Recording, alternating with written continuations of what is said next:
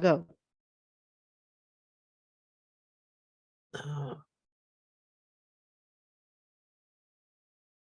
Okay, can you see my screen? Yes. Okay, so I come at design very much from two perspectives. One, what do we really want to see happen? And two, what are the guiding principles or the foundational criteria that we want to match? And so that's kind of what this discussion is about today. So coming from Earth's perspective and thinking about where we've been a little bit, the idea of economics managing the household. So currently, we certainly have natural resources and labor as the foundation of the economy. That's where it kind of seems to come from. And it produces goods and services for survival, comfort, and leisure. It creates a standard of living. It is about wealth creation, and it has, I think, really evolved into wealth creation, where the growth is actively managed. And in that active managing of growth and the standard of living process, we've come up with a lot of scarcity, a lot of competition, and a real focus on efficiency. But in our discussions, we have thought about following the patterns of birth, growth, death, and rebirth as a framework for the economy. That is, there's a shared responsibility. So managing the commons is an issue that we've come up with.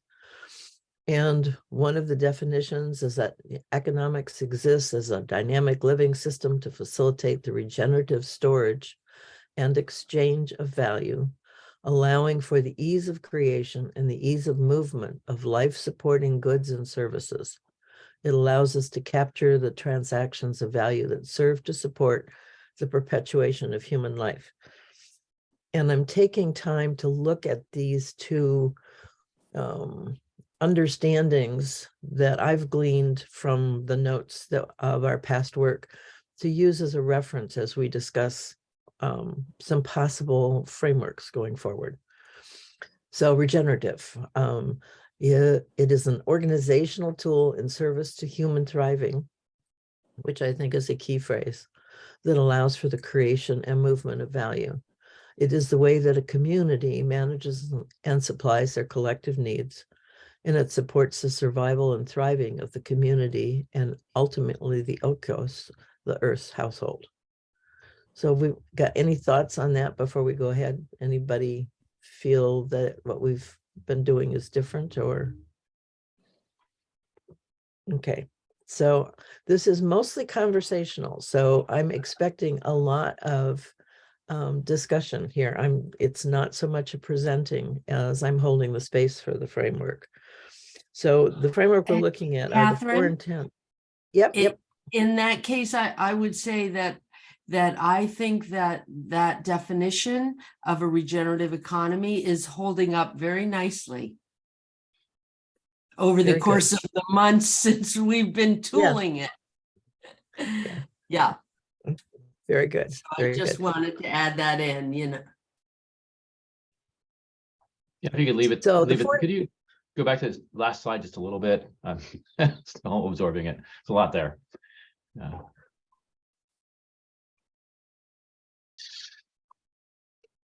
Got it. Thank you. One of the things, Catherine, that I thought was brilliant about the slide actually before, and then this is kind of, in a sense, the answer that arose or began to arise, was the kind of the inquiring the planet, that rather than looking just at ourselves or our wants individually as humans, to really kind of open up the question in a larger context, and that question alone was a transformative one that really for me was almost a revelation, because so often how I inquire frames the question, the responses, the mental models I pull from, and so to listen to the field, whether it's the planet or the bioregion or the, whatever field I'm trying to listen to, that that inquiry was a key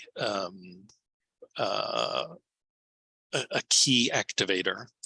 And what I also loved about the next two slides was this idea of then, rather than playing a finite game of crafting something, that it's this interbeing and this flowing, it's not a problem to be solved, but a way to be with and interacting with the larger field.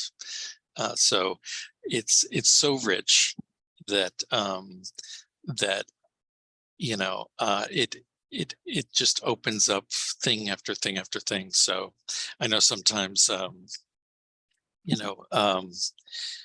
giving people time to digest what it is that they're being offered can be just it's so rich that it's overwhelming. But I want to thank you for just putting that question in front of us. It's a beautiful question. Thank you. And thank you for slowing me down, because that's a really good thing. For me, that is the shift actually that we're working on. We're so human-centric and we're so self-referencing. And it's so easy to slip back into that thinking about how does the earth function as an economy, does it? If it does, if nature is really its own economy in a certain way, then certainly we can begin to sit into that and start to figure out how to flow with it, and what kinds of things do we need to think about to keep us in that space. And I think that's, for me, what the principles or the patterns really help do. So I really appreciate your astuteness in that. Thank you. And that's what the 4 intents do for me, as they start that process. So the first one is commitment. And what do I mean by commitment? One of the real rich and incredible aspects of really thinking about the planet is how fiercely the planet wants life. Everything on Earth from nature is designed to make life happen. Everything, even death. They're all really co-involved. Pam? Life in its broadest term, just to clarify for everyone, when we say life, we're not talking about human life as if that is separate. We are talking about all life. I think I just wanted to make sure that was said out loud. Thanks. Yeah, and that's really an important piece, because it is all life. And again, we've been human-centric, not paying attention to other things, but this economy must support all life in going forward. That's the crisis we're in. We're only supporting part of it, and you can't support part of a whole. You have to support the whole. So this is really about the whole thriving and that urge, that drive is what comes up. There may be other words to make sure that happens. That's the thing we trust about nature. That's what's given us this sort of casual feeling about things, is that, well, nature will just take care of it. We don't have to worry about it. So there's a basic trust in that. Carl? This is all wonderful. Just adding to what Pam said, is noting that it's in this group, one would pause and say it's not just human life, but for me, that we need to raise the awareness that our life is dependent upon all these other lives. Yes. Without all the species, we're at risk as well. It's that interdependence. Yes. Yeah. Nothing stands alone. It's that interdependence and interconnection. So really recognizing that as one of the things. So from an economic viewpoint, what are some of the thoughts that come to mind about how that shapes economics as we're struggling with it here.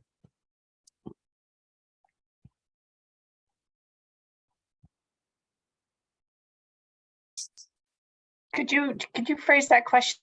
How commitment, or like just phrase that again, Catherine, for us, please. So one of the, if I'm to go from where economics is right now, it would seem to me that the real commitment of our economic life is wealth building. That's kind of what the focus has become for the economic system we're in now. So if we reframe that to be life enhancing, what happens? Yeah, thank you. Thank you. And I would just start off by saying that commitment to growth and progress as defined by growth would be replaced by a reverence for that which supports life and stewardship of it, I guess. Nice. My thoughts are that we have to reimagine how we define wealth, which I actually see already happening. So access to safety, to a safe neighborhood, access to clean water, clean air, access to leisure time, being able to manage your own wellness. We already have these concepts, but to me, they lack economic value within the current system. So it's almost as if we have to reimagine the foundation. And you said it spot on, it's all about wealth, but our idea of wealth is so one-sided and out of balance that we almost have to take a step back and agree collectively to redefine wealth and use, financial, potentially financial indexes to manage it.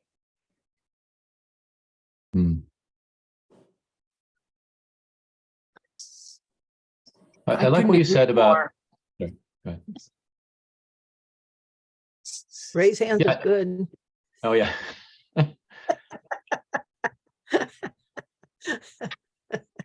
Say again, could you repeat, please? Yeah, so there we go again. Go ahead, you first.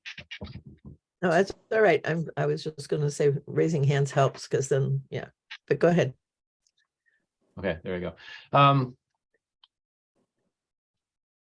I like, to me, I'm fascinated by how wealth ended up being only focused on money, on financial assets, and that fascinates me that people have become so obsessed with assembling that massive amount of money that they think is like a wall around them. I think is the proverbial term, right? That wealth has become a tower that they hide in or something, and it protects them, and that there's such a deep level of human insecurity that has driven us to that deep desire to be independent and self-sufficient, which is the opposite of what being in a sort of wealthy, fruitful, vibrant, thriving situation looks like in nature. Nature is, the more interdependent it is, the more wealthy, more rich an environment you have, and more wonderful things happen, more life like it explodes, right? It's just an interesting contrast there that this is an evolutionary dead end, is what I see, but I don't understand how we've gotten into this little cul-de-sac here. Michael?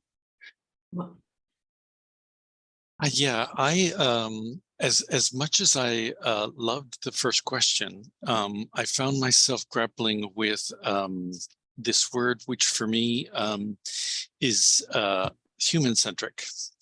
That humans, we have a sense of what committing is and acting on it, but that other living beings can be intentional, but that word may have a different flavor in other living systems. And so it was like what would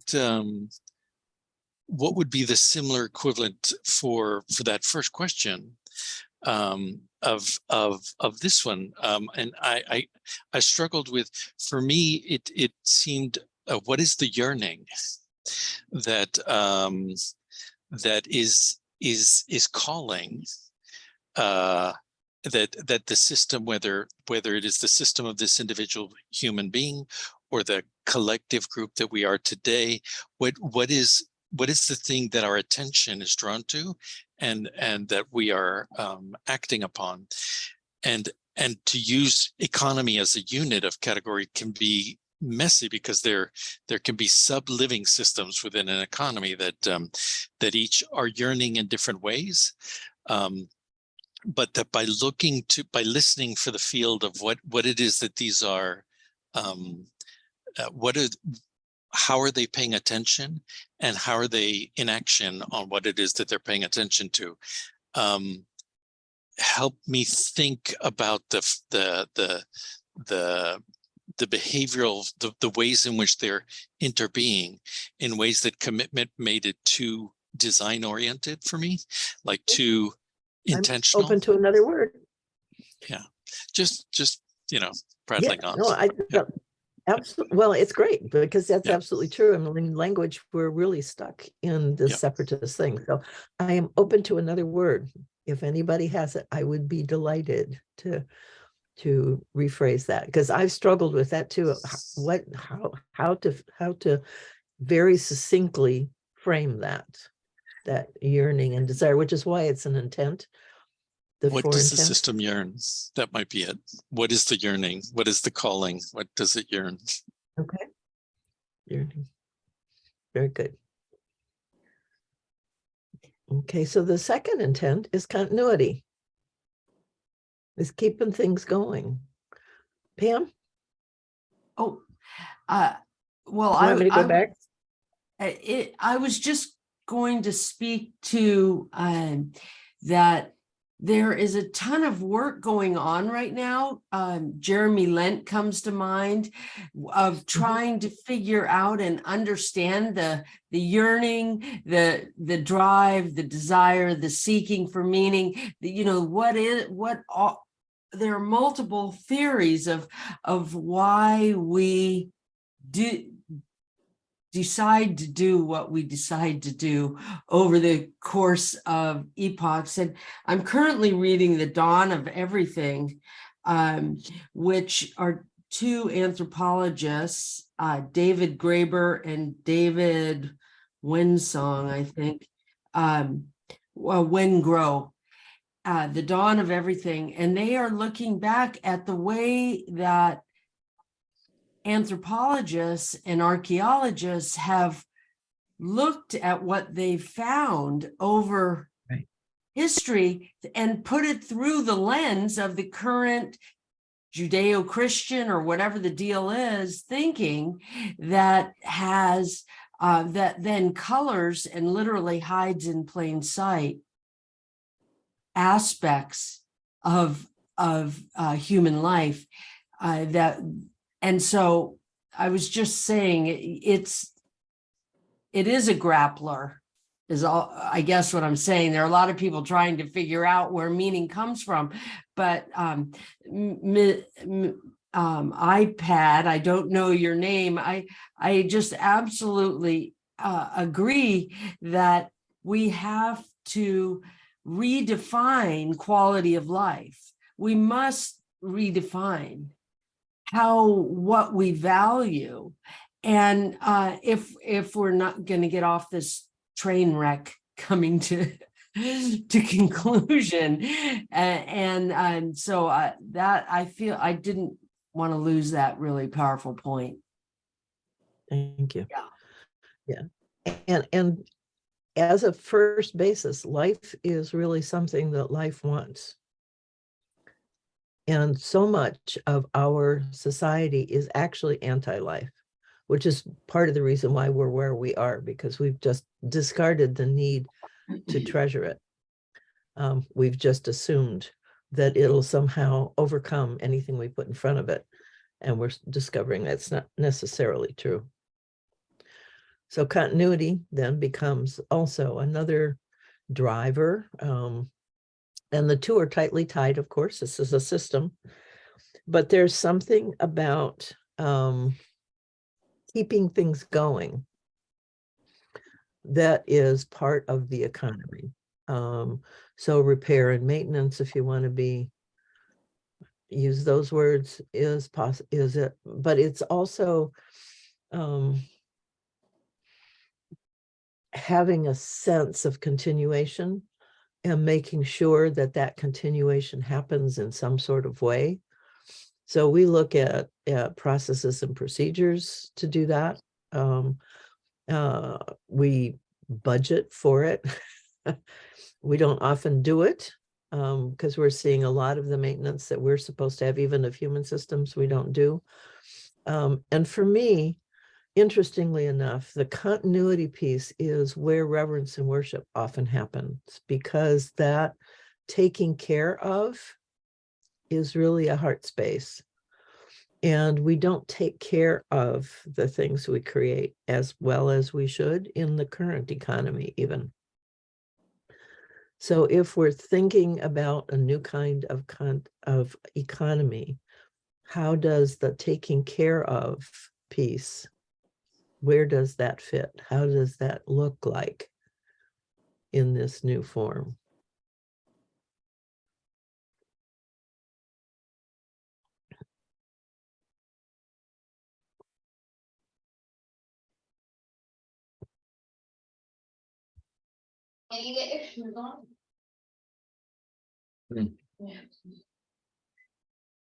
iPad, you wanted to talk and then you disappeared. Oh, sorry. It's a little trying to figure out the UX on an iPad. I'm usually on a laptop, but trying something different. Yes. Yes, it is. Thank you. My name is Dina, by the way. It's nice to hi, meet you. Dina. Thank you. Thank you. Really interesting discussion, and what comes to mind is the classic problem of the commons. Yes. So one idea that I've encountered in speaking about regenerative economics is assigning, I guess, again, going back to this idea of value to the commons. So we are all stakeholders with tangible value within the commons that would facilitate the approach of continuity and stewardship and taking care that Catherine, you mentioned. But spot on with continuity, I think that's a very necessary intent, as we call it. Tunisia. Oops, you're muted.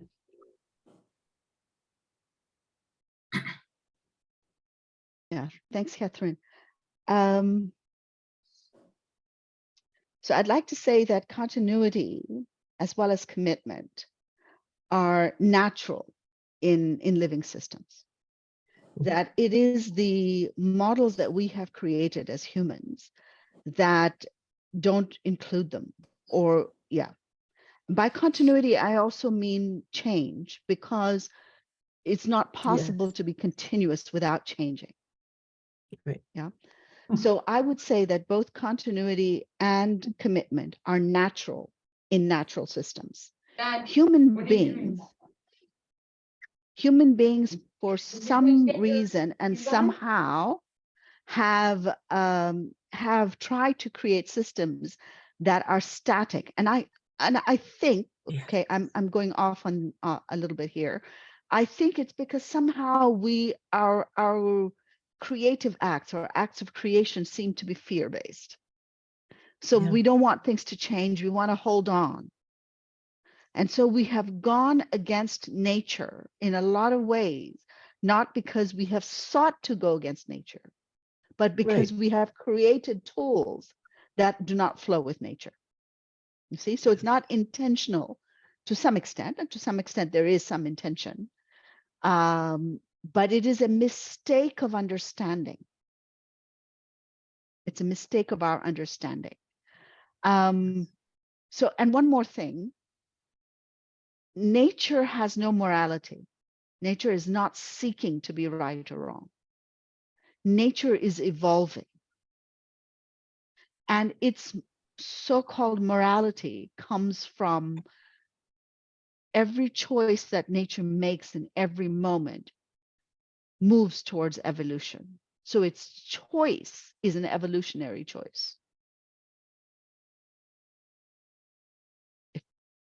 So I don't know I if you disagree. I with kind of feel that the issue of morality is really interesting. It's one that I've spent my entire life dancing around. And I find from a human-centric point of view, we get caught in right and wrong. And that is actually a red herring, because it's really not about right and wrong. It's about what supports life, what keeps things going, or what allows for evolution to continuously happen, what allows for the agency of everything that's involved in the system to be expressed. That for me is what looks like Earth morality. And that's actually where all of this work came from. Because when I looked at the morality of humans, Jane Jacobs wrote a little book called Systems of Survival, in which she spent 12 years researching what she believed were our true values, the things that we actually acted on. And she came up with a couple of really incredible revelations. The first is that values form systems. That was totally new information, and profound, truly profound. So she posited two systems of values. One is all about protection, and the other one is all about, well, trade, actually, interchange between peoples for things of value. And when I read that, I knew there was another system being born. So that's what I've spent my last 40 years working on. And that's what you're seeing here. Because I went to Earth to say, okay, so humans are doing this, what's the planet doing? And looked at lots of people's writings, from scientists to poets, who were thinking deeply about who the planet was. And you'll see the model at the very end altogether, but these intents have come out, and these patterns have come out of that process. Pam?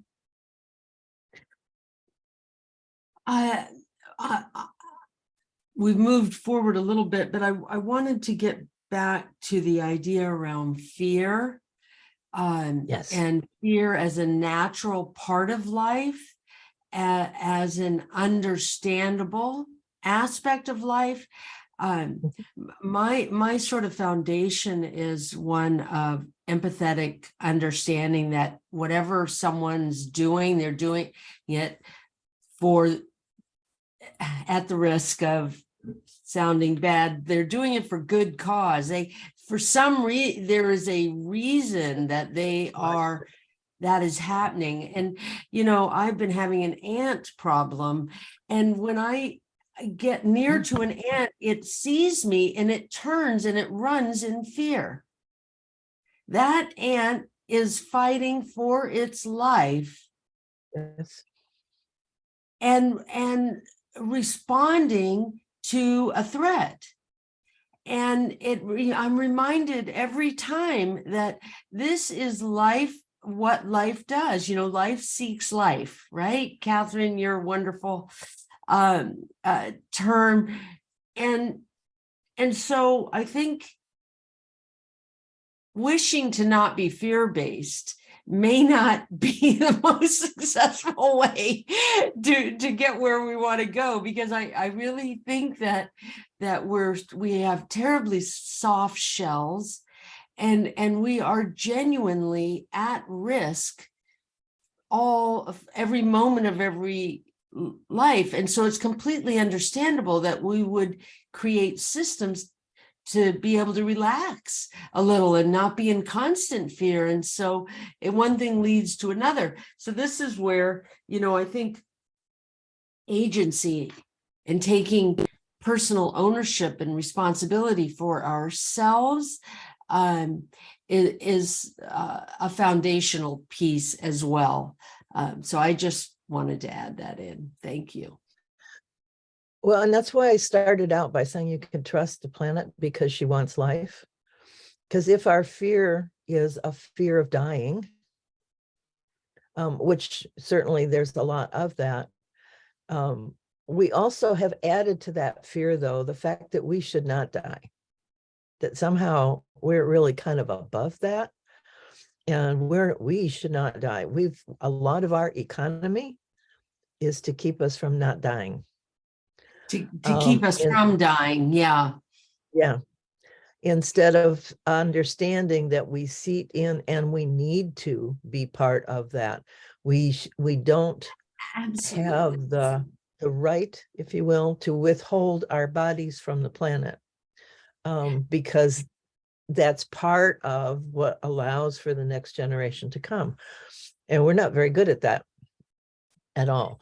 So only because there's money to be made of it, right? Once you let go of attachment to money, then I'm looking forward to dying myself. And I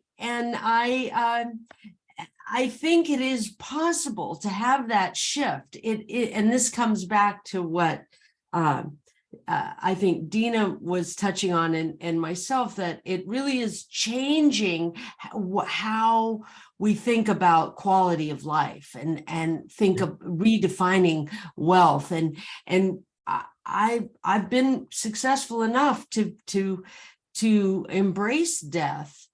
So it is absolutely, it is humans, it is possible.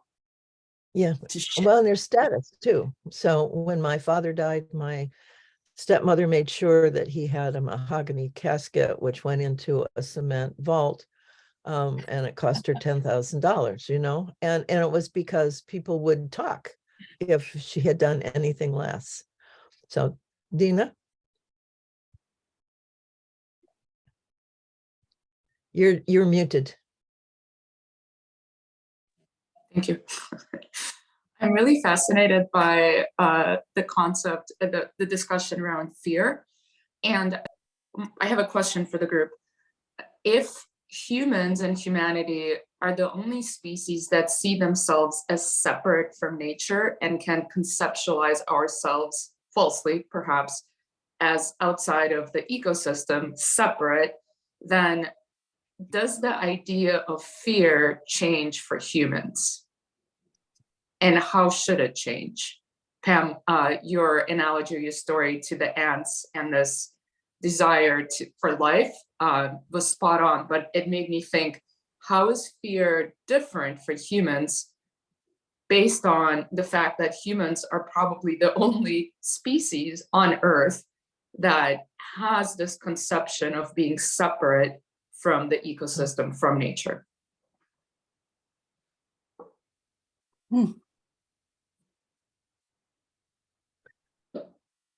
Dina, I'm not sure at root it's that different. Michael. Yeah. Carl, please go first. I've spoken enough. Okay, Carl, you're muted. I think the phenomena that humans think that we are separate from nature is a uniquely European worldview. Thank you.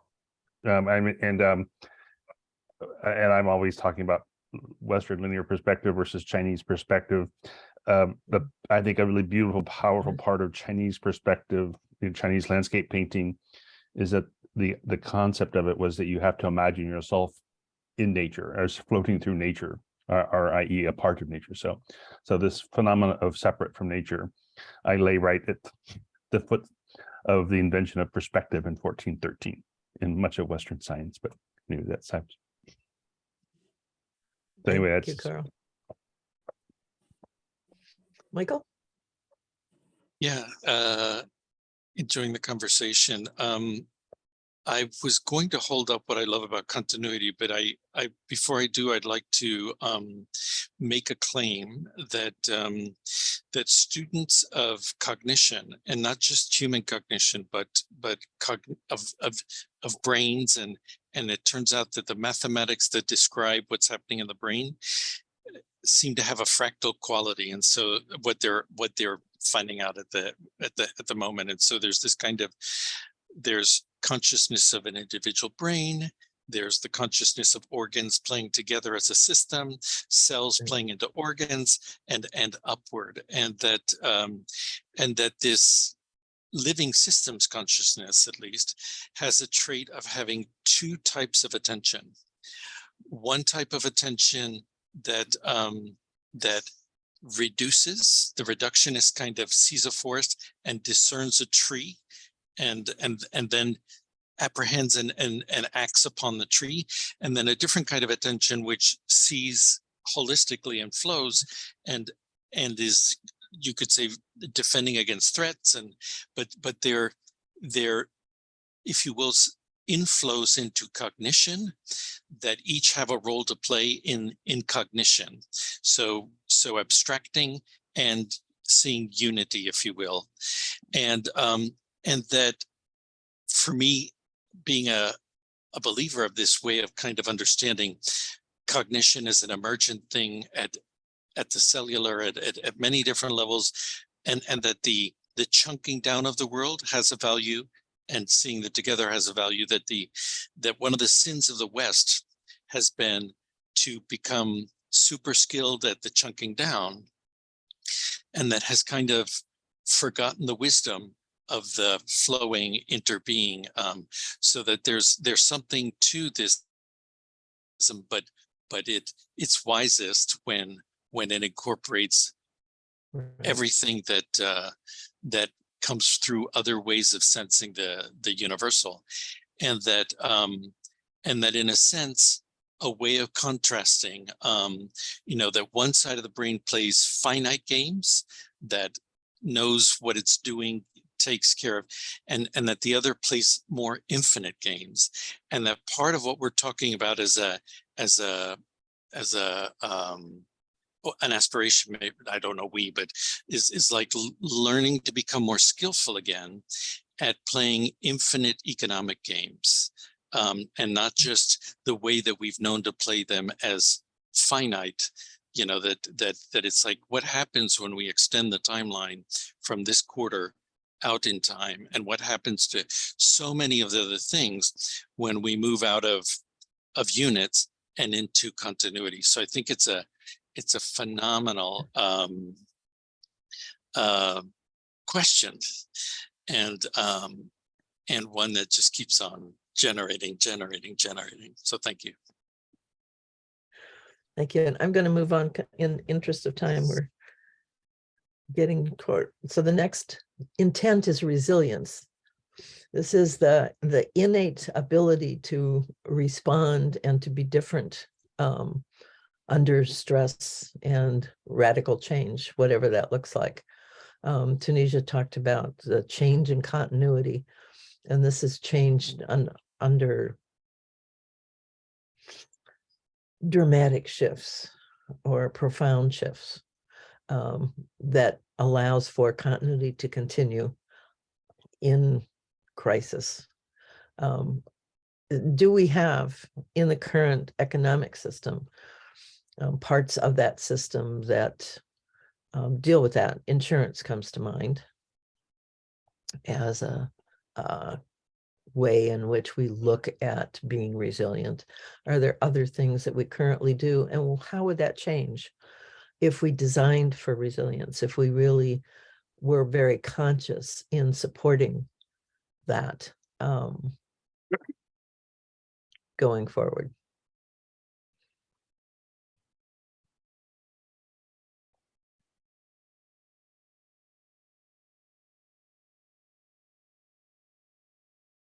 Tunisia.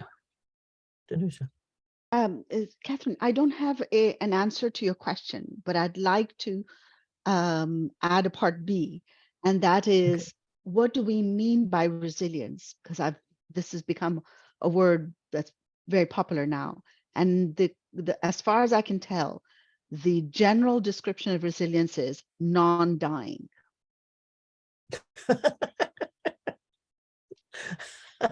Probably. Probably. So for me, it is how to be whole in a new situation. Basically, that's pretty crude, but that's sort of the idea, because it's not bouncing back to what you were before, which is also a definition of resilience I've heard, because the before may not exist. That's the whole point of this, is that things change and move and are different. With the agency of every living thing making constant choices, nothing can stay the same. It has to continually progress. And at some point, those decisions will be large enough, strong enough that there's a real difference. And so how do we adjust ourselves in a way that stays in harmony with those changes to our health and the health of the system? So Lynn? Thank you. Yeah, I've been looking into resilience myself, and trying to find that definition. And it is kind of that adaptive and able to respond under stress, to return to a balance or equilibrium. Of course, everything's always moving. So, and then to your question, Catherine, around what would it look like, is I believe now that resilience is almost like a quality of being adaptive in real time to what's happening, sensing, right? There's sort of less planfulness and more capability building in a system, be it in individuals or communities or organizations or sectors. So it's almost like real-time judgment and incorporation of change and making that rebalancing, and it's a capability almost, I think, in the economics of the system. Thanks. I love that, Lynn. It's because it is, I think the dance is a really good analogy for resilience. It's a responsiveness instead of a reactiveness. It's the responsiveness, the ability to respond. Yeah. And so I'm going to kind of go forward. Catherine, I tell you, this is so much fun. I'm really almost thinking of wondering about these last two and picking them up rather than rushing through this. I mean, these are very rich words. I don't know. I didn't check in with Tanuja, and I just don't want you to be rushing through, because I think what Tanuja said about the common working definition of resilience is not dying. Well, that stands in absolute opposition to what you said at the very top, which it's all about birth, growth, death, and rebirth. Well, if the next indicated right thing to do is die, then, it's just, this is such a rich word, really. Well, and that's in a way what we're faced with. We've got a system that is quote unquote dying, and we need to be able to let it go and continue the build, so that it's not a crash, nothing. It's an evolution, which is the next slide. It's a movement into something else, and that's the resilient piece. And we're so worried about the crash that there'll be nothing on the other side. That's part of the fear and the part of the hanging on. And that makes us very unresilient, because things have to change. That's what life is all about, is change. When life doesn't change, it's dead. It's just that simple. And death is okay. Yes. Well, it's inherent. It's necessary. It's what allows for the new to come, gives space. I mean, if all the ants didn't die, can you imagine? It would only take a few weeks before we would be buried in ants up to our little, so there's got to be that death. That's got to be part of the resilience piece. Absolutely. So what do you wish? We've got 4 minutes left? Yeah, it's only 4 minutes. So can we just stop the sharing and sort of come back into group? And then if you don't mind, if you have the strong desire that you need to conclude with your last piece, that's fine too. Okay, okay.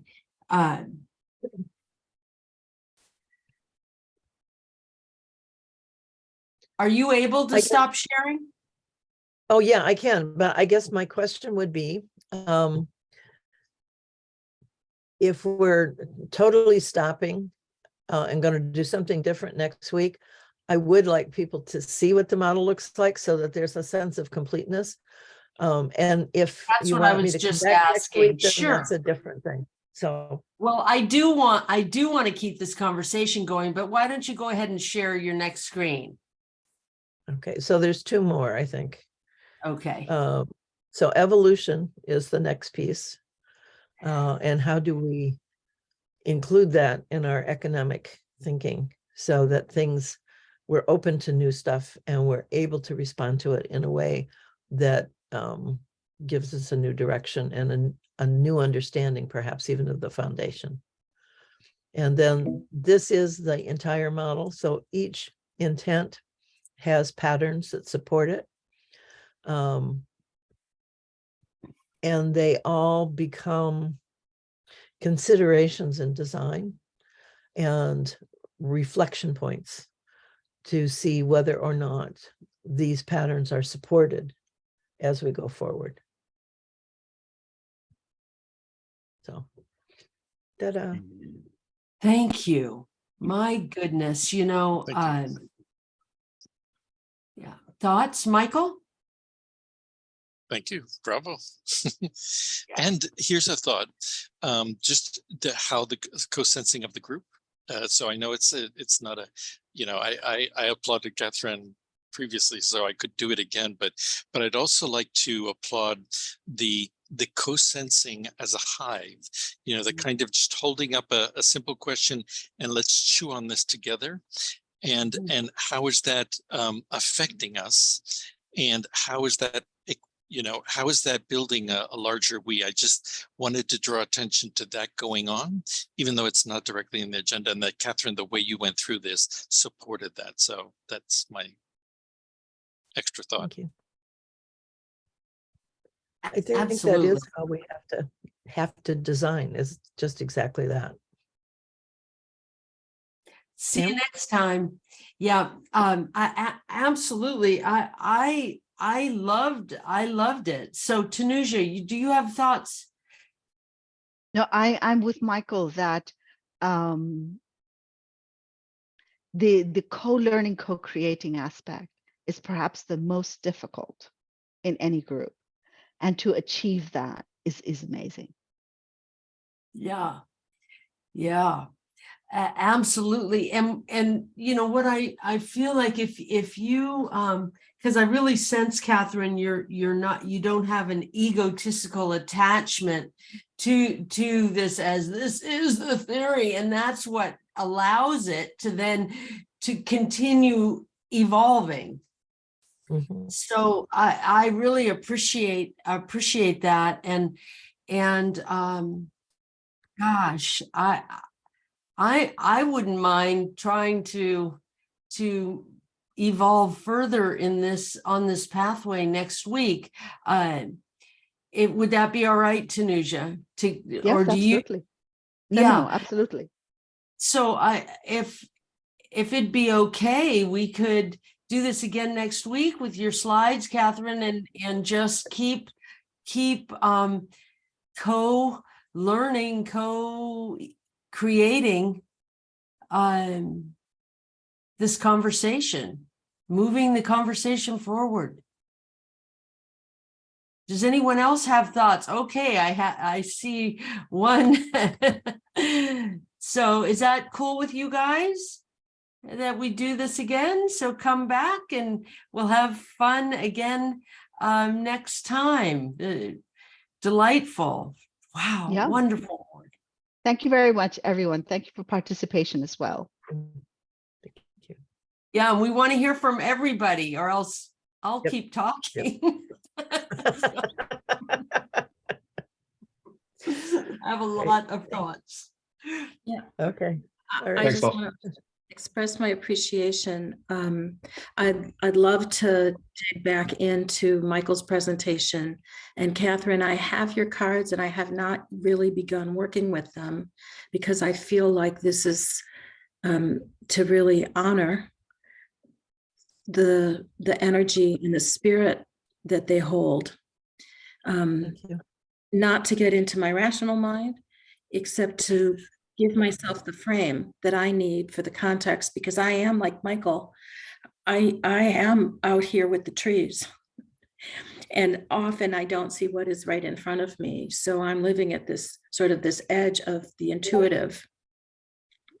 And then I'm committed to being in conversations where folks are not like-minded, and then use the frames and the speech and the energy in my words to host in a sacred way.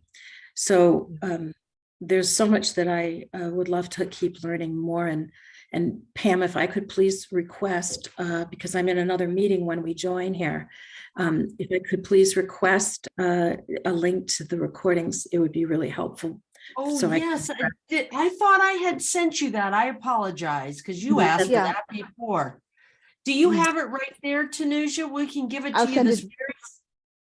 Yeah, I'll send it right now. Lisa, we have a channel on YouTube, the GRC does. And then we have a sub channel for this sessions over there, and you'll find all our recordings there. So I'm going to send you that link right Actually, now.